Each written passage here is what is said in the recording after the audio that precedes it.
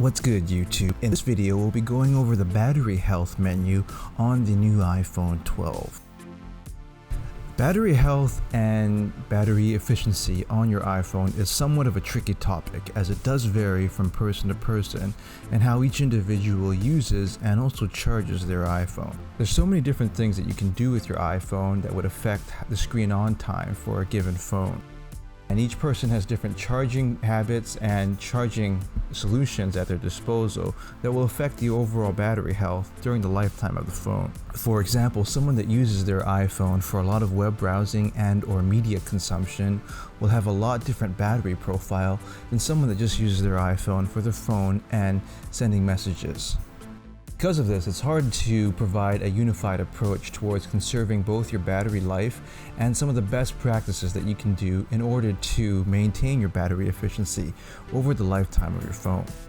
Thankfully though, Apple has provided the iPhone 12 with some tools that make tailoring your battery practices a lot easier, as you'll be able to see some of the readouts and data on your own iPhone on your own battery usage and phone usage habits. This way you can see exactly which processes and which apps you're using most and how your charging is working out relative to how much screen on time you have.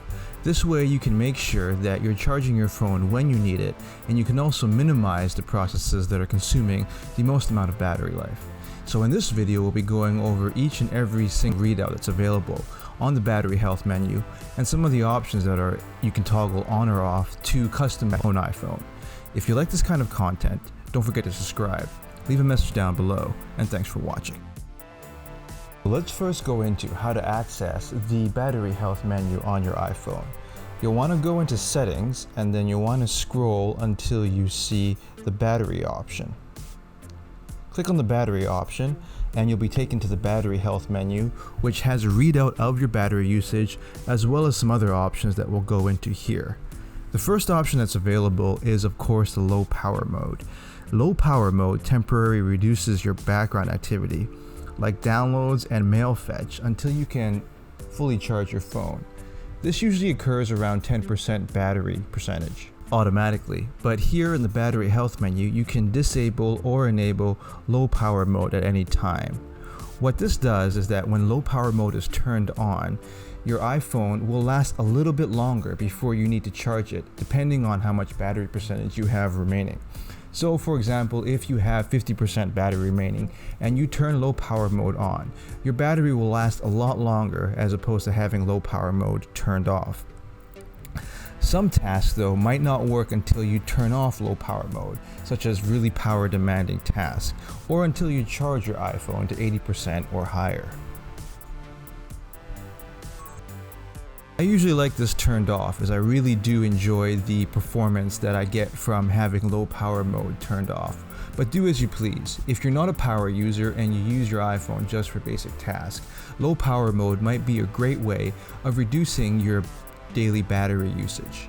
I do sometimes turn on low power mode when I know I'll be going out all day without access to a charger.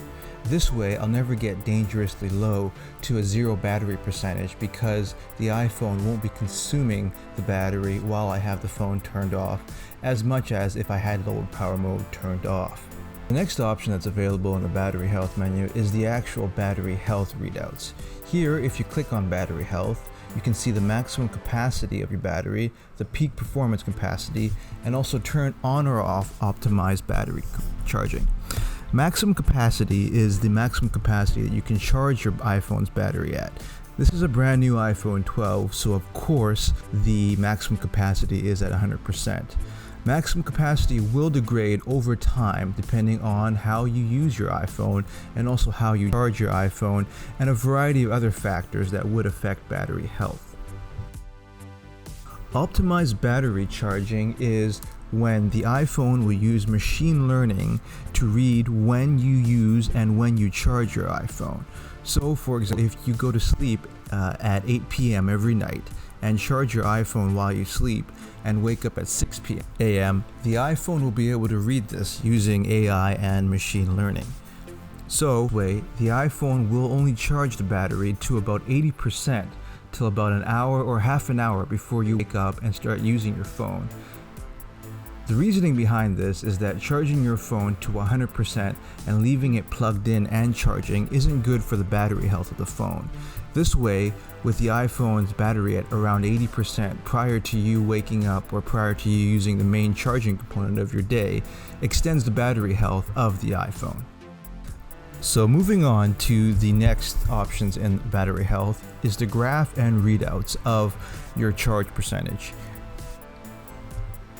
Here you'll find a graphical readout of how your iPhone was charged in the last 24 hours, and also the maximum charge and timestamp when it was charged to a certain percentage. As you can see here, my iPhone's maximum charge was 86%, and that was at 3:09 p.m. today. Earlier on in the day, my iPhone in the red zone in the graph was approaching 0% in terms of the battery percentage. You can also click on the last 7 days tab to see your battery usage and activity over the last 7 days with a readout of each day of the week. Here you can see if you used your iPhone more or less during certain days of the week and how much your iPhone was charged during those days. This is helpful if there's a certain day where you use your iPhone more than you should, or there's things you can do on that day to improve your battery usage habits, such as bringing along a power bank to keep your iPhone charged while you're using it. Scrolling down a bit here, you'll be able to see how much screen on time you've had in the last 24 hours and how much screen on time you've had in the past 24 hours. And then finally, if you be able to see which apps are using the most battery usage. If you click on the individual app, you'll be able to see the amount of screen on time and the amount of screen background time. This is very helpful to find apps that you might not be using actively on your screen, but are running in the background and taking up precious battery percentage. I want to scroll through each of your individual apps, and you'll be pretty surprised by what you see there in terms of what apps are running in the background and using battery. If you click on the Show Battery Usage option, you'll be able to see just exactly the percentage of battery usage and activity each individual app is using. It's quite surprising and very helpful to pick out some of the smaller apps that are using a small percentage of your battery but are adding up over time. So there you have it, everyone, the battery health settings app on your iPhone 12 explained. These are very helpful as it really does give a detailed breakdown of which processes and which tasks on my iPhone are consuming the most battery. So what do you think? Does this help you optimize your battery health and overall health of your battery during the lifetime of your phone? Leave a message down below. Don't forget to subscribe, and thanks for watching.